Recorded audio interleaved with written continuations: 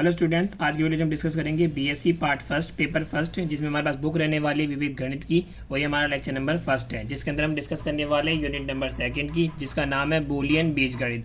देखिए स्टूडेंट, जिससे पहले कि हम बूलियन बीजगणित की डेफिनेशन के बारे में बात करें, उससे पहले हम कुछ पॉइंट्स के बारे में डिस्कस करेंगे। उसके बाद हम जानेंगे कि बूलियन बीजगणित क्या होती है। तो उनमें हमारा पहला पॉइंट रहने वाला है, हम जानेंगे कि संक्रिया क्या होती है। उसके बाद प्लस, डॉट और डैश की संक्रिया क्या होती है।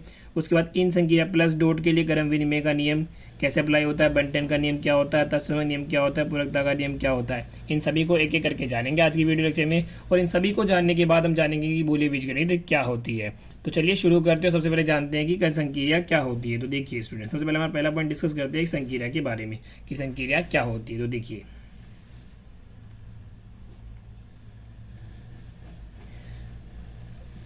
तो देखिए स्टूडेंट, आपने अभी तक देखिए जब हमें पढ़ रखा है कि प्लस पढ़ा है, प्लस के बारे में पढ़ा है, माइनस के बारे में पढ़ा है, प्लस माइनस गुणा भाग हुआ, डैश हुआ, इन सभी के बारे में हम पढ़ के आए अभी तक। तो इन सभी को क्या है, हम प्लस से माइनस गुणा भाग ये सब ना बोल के इन सभी को हायर मैथमेटिक्स में एक वर्ड का एक नाम दे दिया जाता है। उस नाम को ही क्या कहते हैं, संक्रिया। यानी संक्रिया का मतलब कुछ नहीं है, हायर मैथमेटिक्स में इन्हीं सिंबलों को हम क्या कहते हैं, संक्रिया के रूप में कहा जाता है। ठीक है, तो जब भी जो वर्ड आए संक्रिया, तो इसका मतलब आप समझ जाएगी संक्रिया का मतलब क्या है कि प्लस है, माइनस हो सकता है, मल्टीप्लाई, डिवाइड या डैश, इनमें से कोई सा भी आपको दे सकते हैं। बस हायर मैथमेटिक्स में इनका नाम क्या दे दिया गया है, संक्रिया दे दिया गया है। अब देखिए इनमें से जो हमारे सिलेबस में है कौन कौन सी संक्रिया, उनके बारे में डिस्कस करेंगे।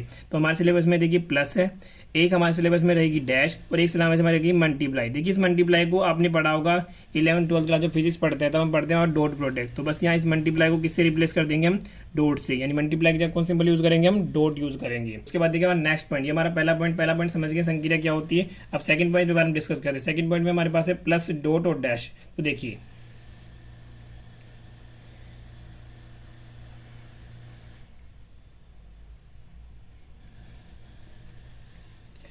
देखिए स्टूडेंट, सबसे पहले हम समझते हैं डैश के बारे में। डैश देखिए आपने पढ़ रखा होगा, हमने जब समुच्चय थ्योरी पढ़ते हैं, समुच्चय के बारे में पढ़ते हैं, तब हम देखते हैं कि भाई ए हमारे पास कोई सेट है, तब उसका पूरक समुच्चय है जिसे हम डिनोट करते हैं ए डैश से। और जो डैश संक्रिया ये कहलाती है हमारे पास कौन सी संक्रिया, एक चर संक्रिया कहलाती है। ये कहलाती है हमारे पास क्या, एक चर संक्रिया, क्योंकि इसे हमें ऑपरेट करने के लिए केवल एक सिंगल एलिमेंट की रिक्वायरमेंट ही। देखिए, और जबकि हम बात करें प्लस और जो आपके पास डॉट है, ये प्लस और डॉट दोनों ही क्या कहलाती है आपकी, ये कहलाती है आपकी द्विचर संक्रिया। ये हमारी कहलाती है द्विचर संक्रिया कहलाती है, क्योंकि इनको जब भी आप ऑपरेट करोगे तो उनको ऑपरेट करने के लिए आपको दो चरों की रिक्वायरमेंट होती है। जैसे एग्जांपल की बात करें, अगर मान लीजिए मुझे प्लस संक्रिया ऑपरेट करनी है, तो इसके लिए मुझे क्या चाहिए। देखिए मैंने 5 लिखा, 5 के ऊपर प्लस ऑपरेट किया तो रिजल्ट कुछ नहीं आया, लेकिन मैंने 5 के साथ 4 लगाया तो अभी दोनों की, तो 5 और 4 पर प्लस संक्रिया ऑपरेट करने के बाद रिजल्ट कितना है हमारे पास, 9 आया। इसी तरीके से जब आप 5 और 4 के बीच में डॉट प्रोडक्ट अप्लाई करोगे तो रिजल्ट कितना आता है, 20। यानी कि प्लस और डॉट संक्रिया को ऑपरेट करने के लिए हमें मिनिमम दो चरों की रिक्वायरमेंट होती है, इसलिए हम इनको क्या कहते हैं, द्विचर संक्रिया कहते हैं। जबकि आपकी जो डैश वाली संक्रिया है, इसको ऑपरेट करने के लिए हमें केवल एक सिंगल वेरिएबल की आवश्यकता, सिंगल एलिमेंट की आवश्यकता होती है, इसलिए इसको क्या कहा जाता है, एक चर संक्रिया कहा जाता है। ये हमारा हो गया सेकंड पॉइंट क्लियर। अब हम आगे बढ़ते हैं, हमारा नेक्स्ट पॉइंट देखते हैं क्रम विनिमय नियम। तो देखिए थर्ड पॉइंट है हमारे पास क्या, क्रम विनिमय नियम।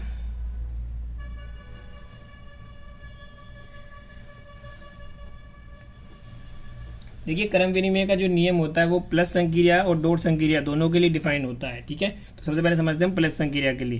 तो देखिए प्लस संक्रिया के लिए क्रम विनिमय का नियम क्या कहता है, वो ये कहता है कि अगर आपके पास मान लीजिए कोई एलिमेंट है ए, अगर आपने ए प्लस बी किया तो बराबर होता है भैया बी प्लस ए के। फॉर ऑल भैया ए और बी हमने कहाँ से लिए, किसी सेट, मान लीजिए कोई भी सेट ले सकते हो आप, बी, मैंने यहाँ बी सेट लिया, बी सेट के एलिमेंट है। इसी तरीके से भैया डॉट संक्रिया के लिए क्रम विनिमय का नियम क्या कहता है कि अगर आपने कहीं ए डॉट बी किया तो आप उसकी जगह आप लिख सकते हो बी डॉट ए। यहाँ भी फॉर ऑल आपका ए कोमा बी बिलोंग्स टू करेगा, बी से ही हमारे पास बिलोंग करेगा। उसके बाद नेक्स्ट हमारे पास आता है बंटन नियम। देखिए हमारा फोर्थ पॉइंट हम डिस्कस करते हैं बंटन नियम।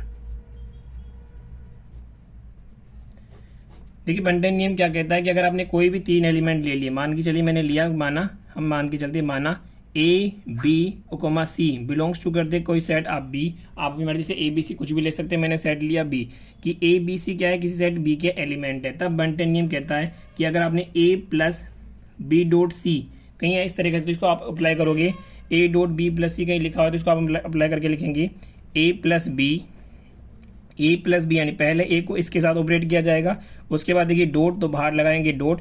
अब ए को किसके साथ ऑपरेट करोगे आप, सी के साथ, और बीच में कौन सा रहेगा, प्लस का, यानी ए प्लस सी के रूप में लिखेंगे, ये बंटन नियम कहलाता है। लेकिन बंटन नियम में यहाँ भी प्लस था, अगर कहीं ऐसा हो जाए कि डॉट बाहर आ जाए और प्लस अंदर चल जाए तो उसके लिए बंटन नियम कैसे अप्लाई होगा, तो उसके लिए देखिए सेकंड पॉइंट में हम डिस्कस करेंगे कि मान के चलिए ए, लेकिन इस बार डॉट बाहर है और प्लस क्या है, अंदर की साइड है, तब बंटन नियम कैसे अप्लाई होगा। तब बंटन नियम अप्लाई होगा, वापस ए का किसके साथ करोगे आप, बी के साथ, तो आप लिखोगे ए डॉट बी। उसके बाद देखिए प्लस का साइन है, प्लस का साइन लगाना है। उसके बाद ए का किसके साथ करोगे, सी के साथ, तो आप क्या लिखोगे यहाँ पे ए डॉट सी। ये हमारा बंटन नियम हो गया। जो प्लस संक्रिया के लिए तो अगर यूज़ करना हो तो आप ये वाला यूज़ करेंगे, और डॉट संक्रिया के लिए यूज़ करना हो तो हम ये वाला यूज़ करेंगे। उसके बाद देखिए नेक्स्ट हमारा कौन सा बचा है, नेक्स्ट हमारा जो रूल बचा है वो है तत्समक नियम। तत्समक नियम को देखते हैं।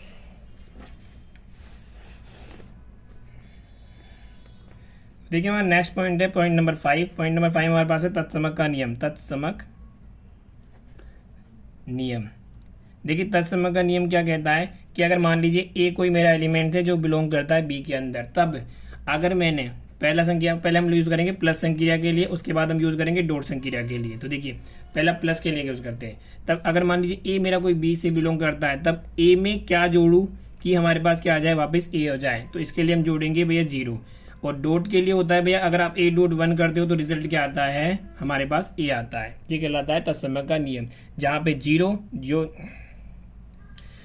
जो 0 है वो क्या कहलाता है भैया, योग के लिए तत्समक अवयव कहलाता है, और 1 डॉट के लिए तत्समक अवयव कहलाता है हमारे पास। अब हम बात करते थे कि ये नियम हमारे पास अप्लाई कैसे होगा, तो इस नियम को अप्लाई करने के लिए आपको यहाँ बता देता हूँ कि कहीं अब हम जब आगे सोल्व करेंगे क्वेश्चन या थ्योरमों को, तब हमारे पास कहीं ना कहीं ए लिखा होगा।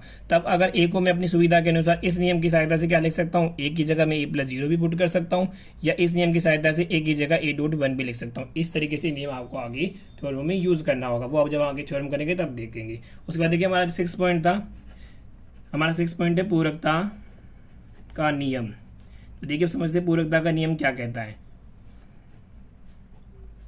देखिए पूरकता का नियम ये कहता है कि अगर मान लीजिए आपने ए कोई एलिमेंट लिया किसी सेट बी से, ए कोई मेरा एलिमेंट है किसी बी से है, तब उसका कॉम्प्लीमेंट यानी कि ए डैश बिलोंग्स टू करेगा बी में यदि वो 2 कंडीशन को सेटिस्फाई करे। कौन सी, पहली कंडीशन ये कहती है कि अगर हमें ए और उसके कॉम्प्लीमेंट को जोड़ा तो दोनों का रिजल्ट तो आना चाहिए 1, और अगर आपने ए और उसके कॉम्प्लीमेंट का डॉट प्रोडक्ट किया तो रिजल्ट आना चाहिए हमारे पास 0। इसको मैं एक एग्जांपल से समझते हैं।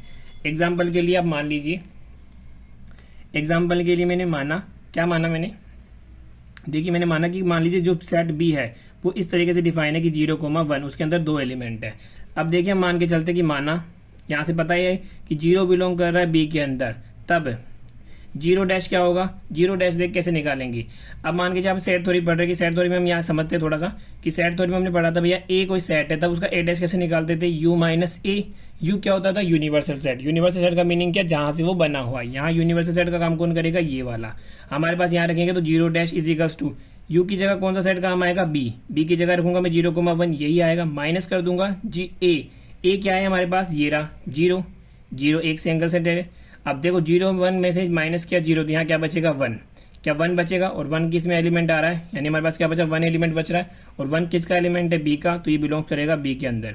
तो देखिए 0 इसके अंदर है, ये वाला इसके अंदर बिलोंग कर रहा है, तब हम ये देखते हैं कि दोनों कंडीशन सेटिस्फाई कर रहा है नहीं कर रहा। तो देखिए अगर मैं 0 को प्लस साइन के साथ, उसके कॉम्प्लीमेंट क्या आया 0 डैश, यानी क्या लिखूंगा 0 प्लस 0 डैश की वैल्यू क्या है 1, इनको रिजल्ट ऑपरेट कराया तो रिजल्ट कितना आ रहा है 1 आ रहा है। कंडीशन फर्स्ट सेटिस्फाई हो गई। अब सेकंड कंडीशन की बात करते हैं हम कि अगर मान लीजिए 0 है प्लस उसका कॉम्प्लीमेंट की डॉट प्रोडक्ट के लिए करना है 0 डैश करा, तो 0 और इसका डॉट और 0 डैश क्या है हमारे पास 1 है, तो 1 लिखा। 0 1 डैश को अप्लाई किया तो कितना आएगा, 0 का 1 के साथ डॉट प्रोडक्ट हमारे पास 0 आएगा। तो देखिए सेकंड कंडीशन सेटिस्फाई कर रहा है, तो ये हमारे पास क्या था, पूरकता का नियम हो गया। अब देखिए हमने हमें सभी पॉइंट डिस्कस कर लिए। अब हम समझते हैं कि बूलियन बीजगणित होती क्या है। तो देखिए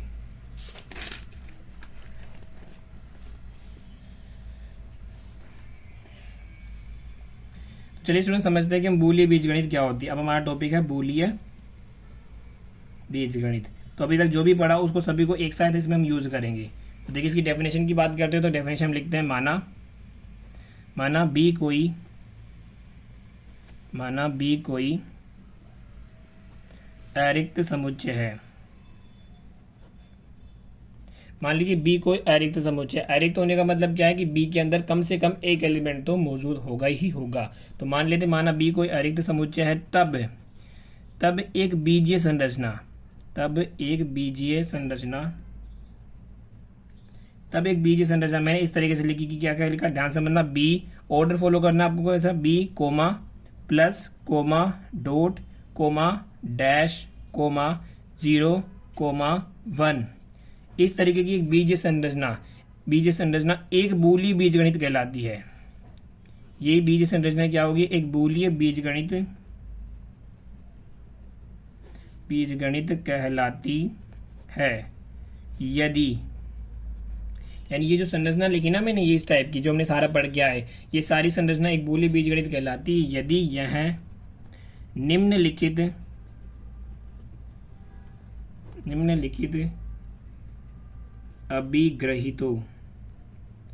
अभिग्रहितों या आप कह सकते हो प्रतिबंधों को संतुष्ट करे। अब देखिए वो प्रतिबंध कौन सा होता है। पहला, ये क्या करनी चाहिए भैया, B1, जिसे हम B1 से डिनोट करने चाहिए।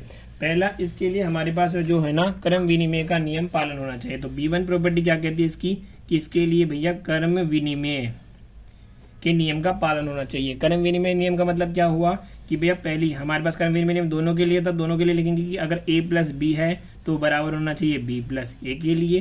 For all A comma B belongs to आनी चाहिए B से। सेकंड, कि अगर A डॉट B कर रहे हो तो बराबर होना चाहिए B डॉट A के लिए। For all A comma B belongs to करता है B के लिए। पहली प्रॉपर्टी ये सेटिस्फाई करना चाहिए। दूसरी प्रॉपर्टी B2 इसके अंदर सेटिस्फाई होनी चाहिए, जो कि हमारे पास कहलाती है बंटन का नियम, यानी इसके अंदर बंटन के नियम का पालन होना चाहिए। बंटन का नियम क्या पढ़ के आए थे अपन, ये पढ़ के आए थे कि अगर A डॉट या A प्लस कर लो, पहले A plus B dot C कहीं लिखा हुआ है तो आप उसे लिख सकते हो। पहले इसका इसके साथ करोगे A प्लस B, बाहर क्या है डॉट लगाया, उसके बाद वापिस A का किससे करना है C के साथ, तो A plus C। For all भैया A comma B comma C belongs to करते सेट B के अंदर। देखिए B वाला सेट है ना, जो इसकी स्ट्रक्चर के अंदर जो सेट है वहीं से एलिमेंट लेने हैं आपको, ठीक है, ये ध्यान रखना। सेकंड, हमारे पास अगर यहाँ है, अगर मान के चलो भैया डॉट वाला साइन बाहर हो और ये वाला साइन अंदर हो तो कैसे ऑपरेट करेंगे, ये भी बताया था हमने आपको कि A डॉट B करना है, A डॉट B प्लस, अब प्लस है तो प्लस लिखेंगे और यहाँ आ जाएगा A dot C। For all भैया A comma B comma C belongs to करता है B से, यहाँ डॉट है, ध्यान रखिएगा। ये बंटन नियम का पालन होना चाहिए उसके अंदर। इसके बाद इसके अंदर हमारे पास है ना तीसरा B3, जिसे हम B3 से डिनोट करेंगे। B3 क्या कहता है कि B3 प्रॉपर्टी कहती है कि इसके अंदर तत्समक नियम का पालन होना चाहिए। किस नियम का, तत्समक नियम का भी पालन होना चाहिए। अब तत्समक नियम क्या कहता है वो देखिए हमने पे पढ़ रखा है, यानी कि अगर मैं A प्लस 0 करूँ तो मेरे पास आना चाहिए A, और सेकंड अगर मैं A डॉट 1 करूँ तो मेरे पास क्या आना चाहिए, A आना चाहिए। यहाँ दोनों के लिए मैं कंबाइंड रूप में लिख रहा हूँ कि फॉर ऑल जो A है वो बिलोंग्स टू करना चाहिए सेट B से। और यहाँ पे 0 प्लस के लिए तत्समक अवयव कहलाता है और डॉट के लिए तत्समक अवयव क्या कहलाता है, 1 कहलाता है। उसके बाद नेक्स्ट प्रॉपर्टी ये फॉलो करनी चाहिए B4 क्या प्रॉपर्टी क्या कहते हैं, B4 कहते हैं इसके अंदर पूरकता के नियम का पालन होना चाहिए। किसके नियम का, पूरकता के नियम का पालन होना चाहिए।